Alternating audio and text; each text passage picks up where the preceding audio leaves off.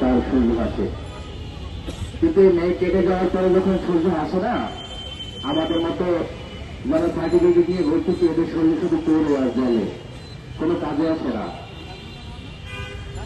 আমার আব্বা গত মাসে আমাকে ফোন দিয়ে বলছে, তুমি ঢাকা শহরে এসে কি করো?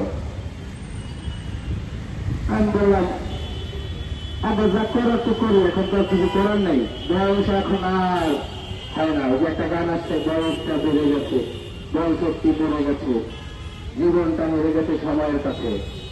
আসলে আমাদের ওই সার্টিফিকেটওয়ালা ছাত্রদের জীবনটা ছিল সবার কাছে মরে গেছে।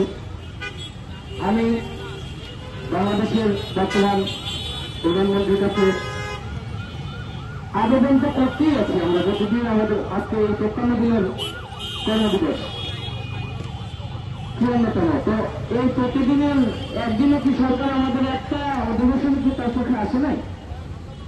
বা মাননীয় প্রধানমন্ত্রী উনি অনেক ব্যস্ত, ওনার উপদেষ্টারা আছে না, আরো দেশে প্রশাসন আছে না, যে প্রতিদিন এখানে আজকে ৫০ দিন যাবৎ ৫৫ দিন যাবৎ একটা মানুষ, একটা গ্রুপ, একটা সংগঠন, অনেকগুলো ছেলেরা, ওরা তো টাকা পয়সা কিছু চায় না, সরকারের কাছে কোনো অনুদান চায় না, একটা চাকরি চায়। এখন চাকরি কেন চায়? চাকরি চায় তার পরিবার নিয়ে ভালো থাকবে। আপনি দেশটা, আপনি দেশে এসে আমাদেরকে বলেছেন, I have a plan, I have a plan.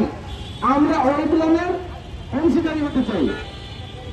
আজকে যদি আমরা, আমার বয়স ৩৫ বছর হয়ে গেছে, এর ভিতরে আমি একটা চাকরি ম্যানেজ করতে পারি নাই, আরে ভাই আমি তো সার্টিফিকেট জোগাড় করতে করতে আমার ৩০ বছর